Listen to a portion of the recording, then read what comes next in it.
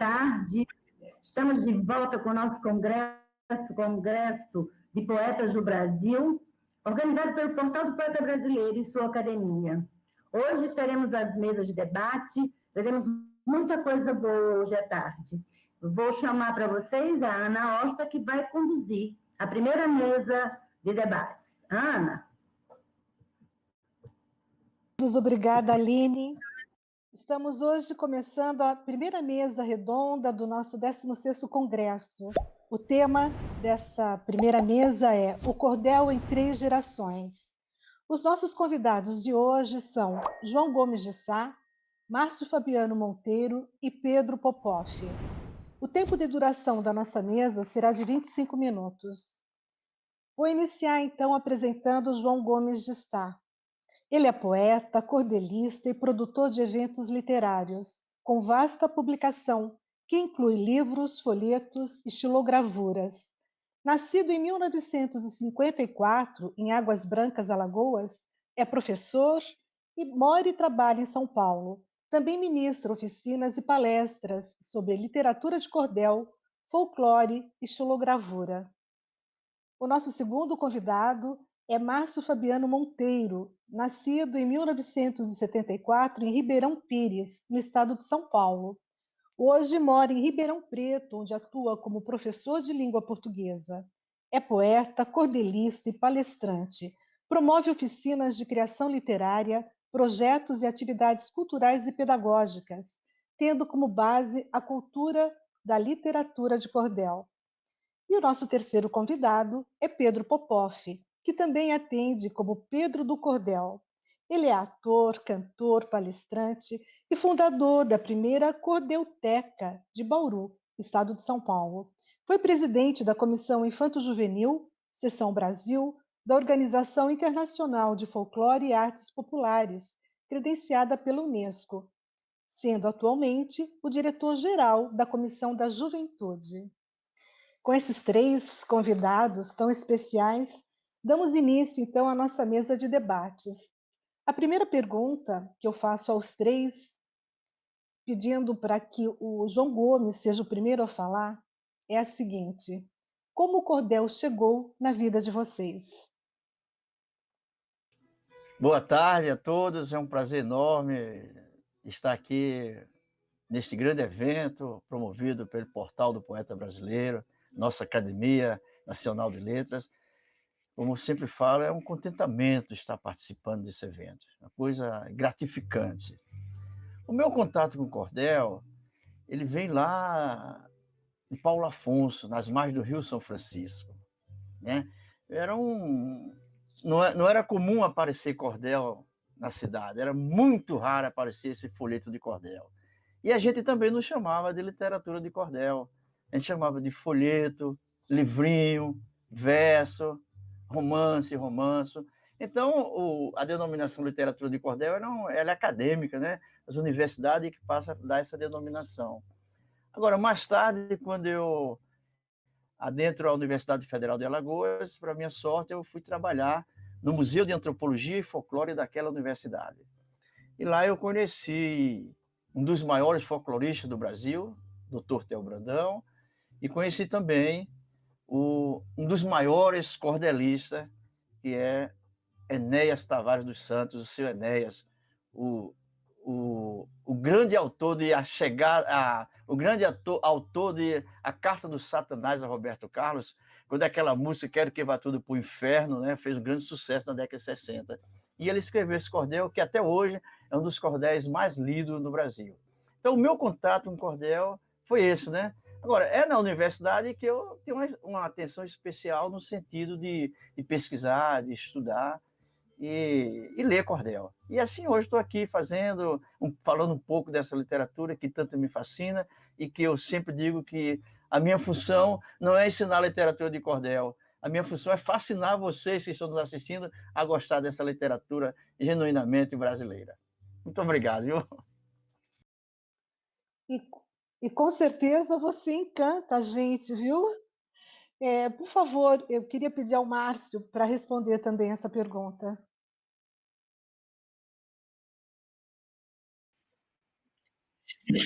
Boa tarde para o senhor, boa tarde para a senhora, para os jovens e crianças, os que estão me ouvindo agora. Eu vim falar de cordel e já chegou a minha hora. É assim que eu começo a minha fala, com uma simples cestilha. Eu sou professor de português e eu não tive cordel em berço porque não sou da região do Nordeste, onde ele nasceu e é originado. Mas eu, como professor em sala de aula, queria trabalhar as fábulas, mas eu tenho um problema com o texto. Eu acho que aquele texto da fábula, ele é muito curto para trabalhar com crianças da faixa que eu trabalho, que são do sexto ano em diante. Eu acho que ele serve muito bem para crianças de faixas etárias menores. Então eu queria um texto maior. Então eu falei, eu vou pegar as fábulas e vou reescrever. Mas como é que eu poderia tornar as fábulas mais interessantes, mais curiosas? Como eu já fazia poesia livre, falei, eu tenho uma ideia, eu vou fazer poesia livre. Vou pegar uma poesia livre. Mas aí fiquei pensando comigo, falei assim, viu? E se isso fosse rimado? E se isso tivesse um ritmo? Com certeza, os jovens, as crianças iam prestar muito mais atenção. E aí, fui analisar e na minha ideia veio o seguinte: por que que eu não faço um cordel? Eu fui lá, fui estudar, fui ver como é que funcionava, fui ver a métrica, a rima, e falei, vou fazer. Fiz 6 fábulas, fiz 6 fábulas em cordel, comecei com a mais tradicional, que é aquela que eu mais gosto, né? A da cigarra e da formiga, e aí dessa eu fui fazendo, né? Até que eu encontrei um outro professor, ele falou, nossa, é legal, mas eu acho o seguinte, eu acho que você devia começar a fazer algum texto seu, de sua autoria. É bacana adaptar a coisa dos outros, mas aí, por que você não faz algo seu? E aí, eu comecei com isso, né? E aí tinha esse contato com o cordel, e aí fui aprendendo mais, fui entrando em antologias, fui entrando em alguns livros, fui conhecendo cordelistas do Brasil todo, né? Essa vantagem que a tecnologia propicia. Então, por exemplo, não conheço o João Gomes de Sá pessoalmente, mas pelo WhatsApp a gente se conhece há um bom tempo.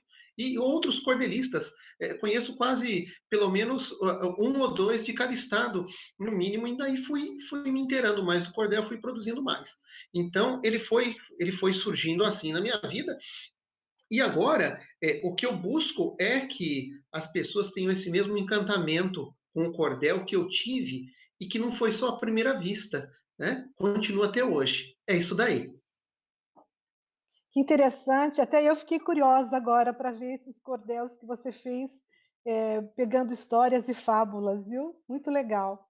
Vamos agora ouvir então o Pedro. Pedro, como foi para você que o cordel chegou na sua vida? Nos conte. Bom, primeiramente, uma boa tarde a todos. É uma honra imensa poder estar fazendo parte desse evento tão maravilhoso, né? Agradeço muito a Deus e a minha família, meu pai e minha mãe. Gostaria de mandar um abraço para o meu avô e para minha avó, que está se recuperando de um problema de saúde, né? Que em breve já vai estar tudo bem. E bom, galera, meu primeiro contato com a literatura de cordel foi de forma muito natural, né? Eu moro aqui no interior de São Paulo, nunca tive o mínimo contato com a literatura de cordel, com a cultura nordestina em geral, até meus 5 anos de idade, né? Quando apareceu um filme no meu computador, assim, que era o filme Lampião Rei do Cangaço. Eu adorei até e fui cada vez procurando mais sobre esses temas, o tema do cangaço, sobre o tema do forró, né? E fui cada vez me aprofundando. Tenho um projeto que se chama Brincando de Cordel, que o Bauru, da minha cidade, que não era a minha escola, me chamou para poder sobre um pouco da literatura, sobre um pouco desse meu amor pela cultura. Daí foi um negócio bem natural. Tinha 8 anos de idade, as crianças e outras escolas chamando. E assim surgiu o projeto de Cordel, né? Meus primeiros textos escritos, né, não eram definitivamente cordéis, né? Eram poemas rimados que eu escrevia não, eu pegava o celular, colocava no gravador de áudio e eu ia falando um pouco o que vinha na minha cabeça, ia rimando e com sotaque nordestino, né? Rima e sotaque nordestino. E daí foi meu primeiro contato com o cordel, né? Já assistia bastante. E um jornalista daqui de Bauru fez uma matéria e colocou o nome Pedro do Cordel e do Baião. Daí foi que surgiu esse nome Pedro do Cordel, não fui eu que dei. Daí agora, cada vez estou me aprofundando mais, tentando aperfeiçoar a questão da métrica, fazer cada vez mais certo, aprendendo cada vez mais. Tem um grande amigo meu aqui, o João Gomes de Sá, que é um cara que sempre me ensina muita coisa, esteve na inauguração da minha biblioteca de cordel, né, da minha cordelteca. Quero mandar um grande abração para ele. E é uma honra poder estar participando aqui hoje com vocês desse congresso tão importante. Bem, eu achei bem apropriado, hein? Pedro do Cordel, muito bom. Bom, dando seguimento aqui às nossas questões, eu gostaria de pedir ao João Gomes e ao Márcio que falem da importância pedagógica do cordel na sala de aula e qual a contribuição desse gênero literário para a formação do aluno. Por favor, João Gomes.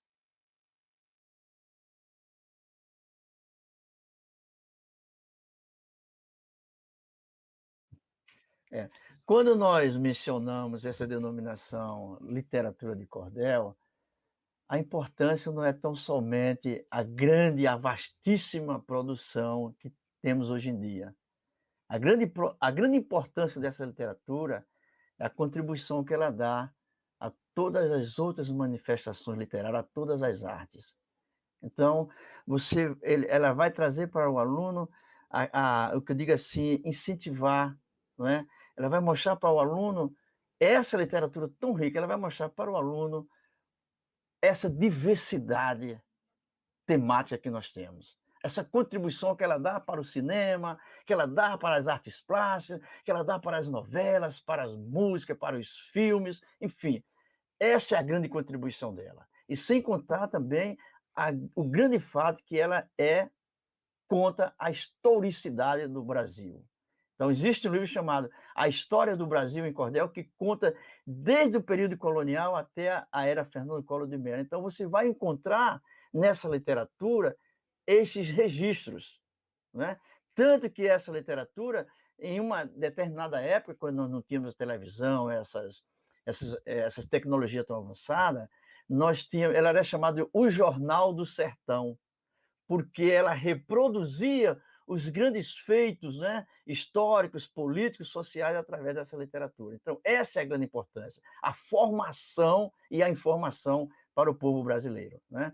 Agora, quando chega na escola, tudo isso você tem que sistematizar e dirigir, né? Eu sempre digo que, como eu falei para vocês, a minha ideia era fascinar mesmo, então eu observava que o meu aluno, ele sempre, como eu disse ontem, a cada bimestre, o aluno tinha que ler um livro paradidático. Isso era lei, isso era norma. A cada bimestre, você tem que ler no mínimo, um aluno de escola pública lia 4 livros paradidáticos. E foi aí, quando eles falaram para mim, que perguntavam se o livro era grosso, se o livro era caro, se eu ia dar prova do livro. Aí eu oportunizei o cordel, né? O livro não é grosso, o livro não é caro, e eu nem vou dar prova desse livro, né? Então, aí percebi que, didaticamente, para você estimular, para você incentivar e formar o hábito da leitura na sala de aula, o cordel é uma possibilidade, é uma alternativa. Sensacional, João. Acho que você encontrou aí um caminho de tocar o aluno, né? Cativar para a leitura. Muito bom. E, por favor, Márcio, conte para a gente a sua experiência, então, em relação à formação do aluno, como esse gênero contribui, né? Você contou um pouquinho como você começou a se encantar e a utilizar o cordel, né? Como o cordel chegou até você. Então, agora nos conte como foi a reação do aluno, né? Essa sua vivência na escola. Bom, eu comecei a levar, depois que eu trabalhei as fábulas, eu vi que o cordel ele tinha uma aceitação, primeiro que para o aluno era uma novidade. Isso não é comum aqui, né? Como na fala do Pedro, isso não é comum aqui no interior de São Paulo, em Ribeirão Preto, onde eu moro.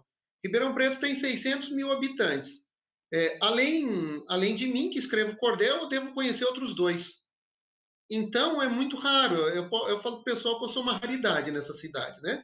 Então, quando eu vi que isso fluía, eu comecei a fazer mais uso, colocar mais vezes, né? E aí eu comecei a criar projetos nas escolas. Projetos para tratar de temas de conscientização. Um setembro amarelo, um outubro rosa, uma questão a respeito de intolerância, contra o preconceito. E o que eu notei que acontece? O aluno ele fica um pouquinho travado no momento, porque é natural deles, mas com o tempo o gênero poético, o cordel, ele antes de tudo, para mim, como professor de literatura, antes de ser cordelista, o cordel ele é um gênero poético. E ele, como gênero poético, ele trabalha com a expressão do ser humano, com a manifestação daquilo que ele sente. Né? Quando ele exterioriza aquilo que ele sente, em forma de história ou em outra forma. E os alunos começavam a falar um pouco de si. E aí é bacana porque o aluno estava lendo o cordel, mas agora ele começa a produzir, mesmo que uma ou duas estrofes, aquele texto é ele que fez, aquele é o sentimento dele. Então a gente começou a perceber um protagonismo, uma maior liberdade de falar. Inclusive, eu fiz uma vez um sobre preconceito, deixei muito aberto, né? E era muito curioso, porque você conseguia associar os textos dos alunos que eles faziam, a gente trabalhava com estrofe simples, né?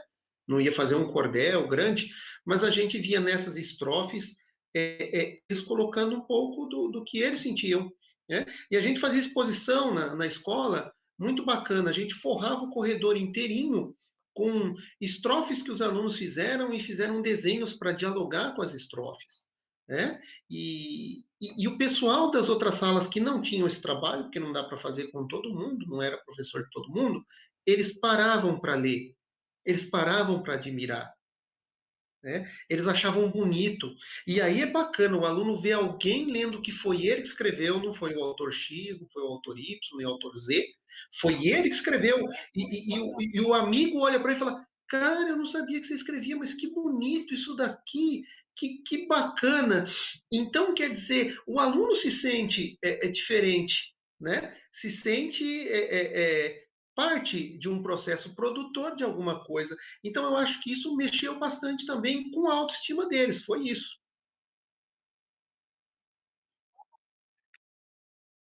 Diferença o aluno poder também participar, também produzir o seu material, né? Muito bacana. E agora eu gostaria de pedir, como o nosso cordel aqui, a nossa mesa fala sobre o cordel em 3 gerações, nós vamos ter agora a vez do Pedro de contar como foi que, para ele, a experiência de criar a Cordelteca, como que isso foi a inspiração, como ele divulga nas escolas.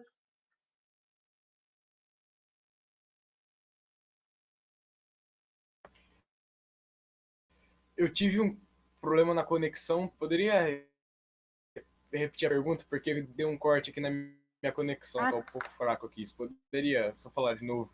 Claro, Pedro, claro. Você sabe que fazer ao vivo tem esses problemas, ainda mais agora, né? Com essa tecnologia, todo mundo usando. Enfim, e nós queríamos saber de você qual foi a sua inspiração para fazer a Cordelteca e como você divulga isso nas escolas.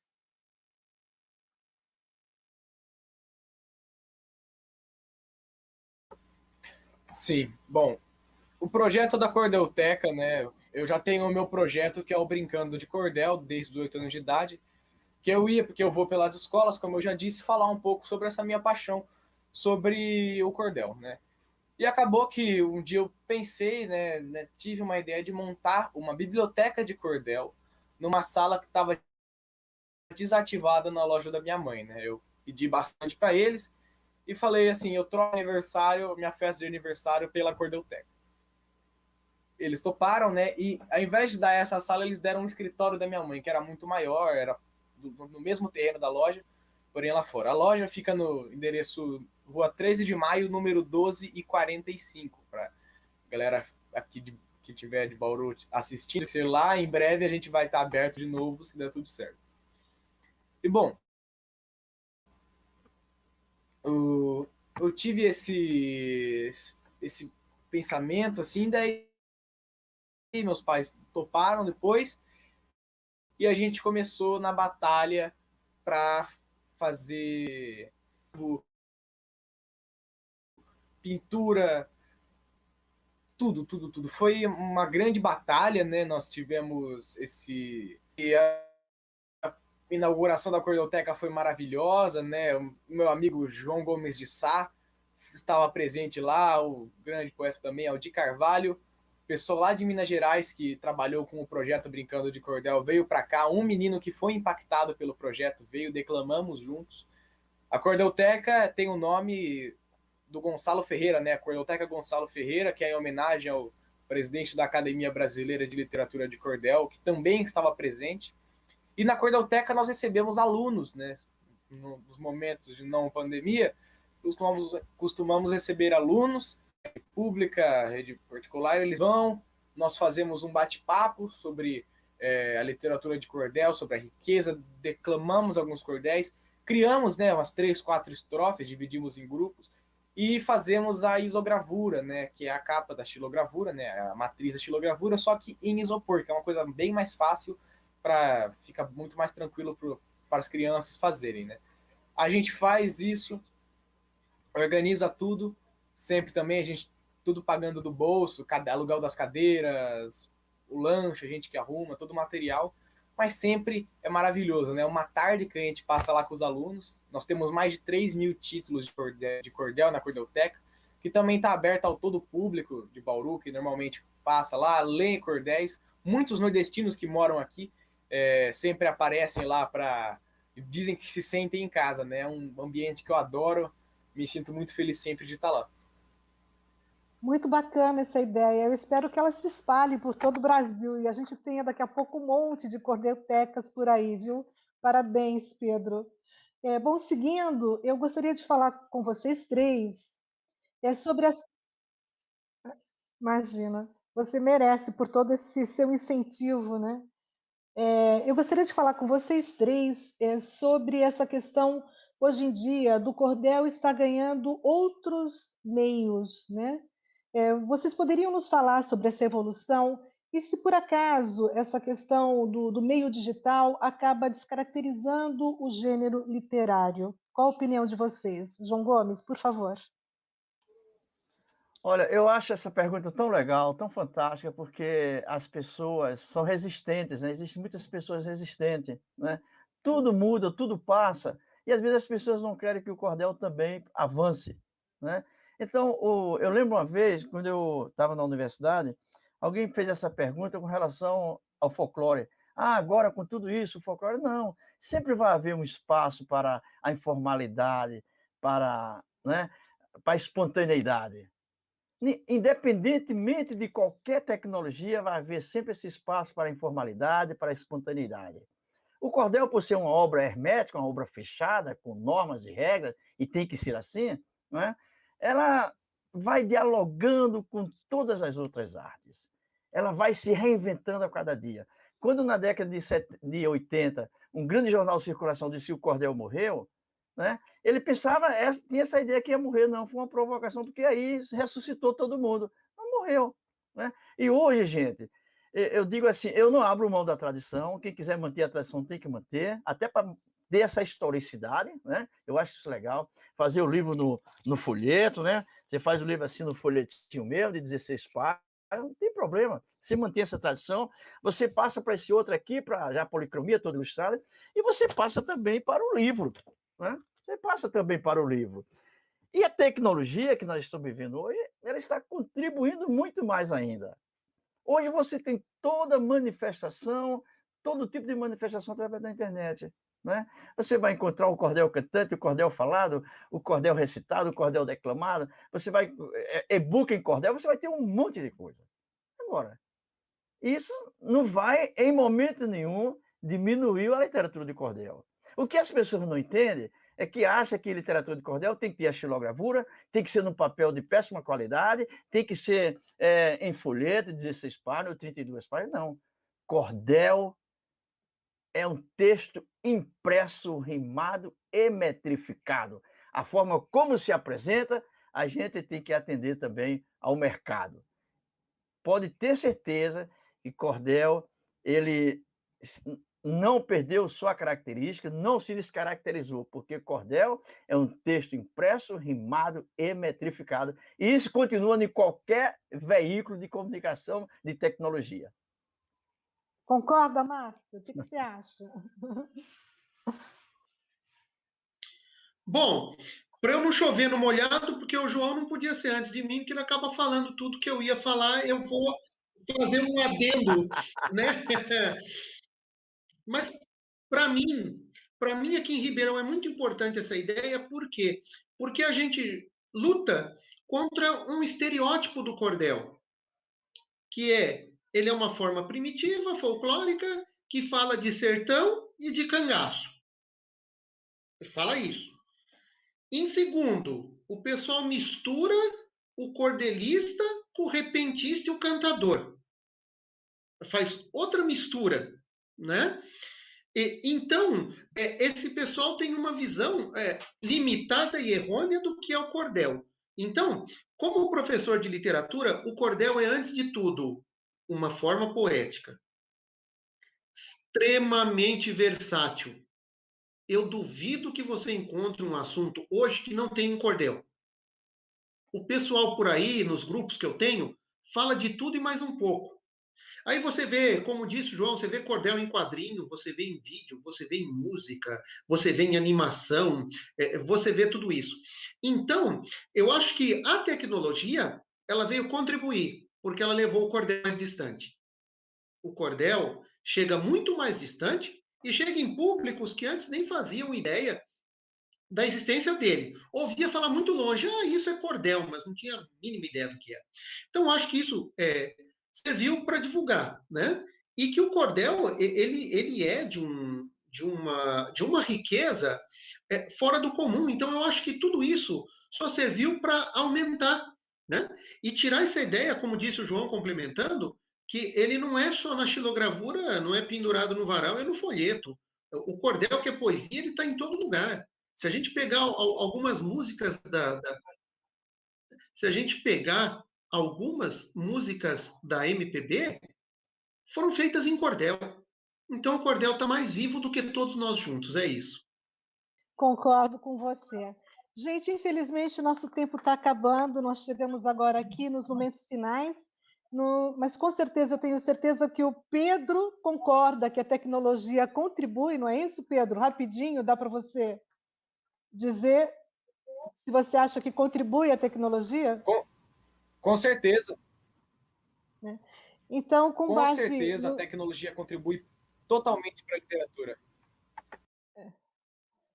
Eu acho também que ajuda na divulgação. E aproveito aqui para dizer a vocês que estão nos assistindo de casa que quem quiser fazer contato com os nossos convidados, favor aproveitar a tecnologia e enviar um e-mail para anlppb@gmail.com. Agradeço a presença de vocês, agradeço muitíssimo aos nossos convidados e peço a vocês que fiquem aí esperando a próxima mesa de debates que começará em alguns minutos. Muito obrigada a todos. Uma boa tarde.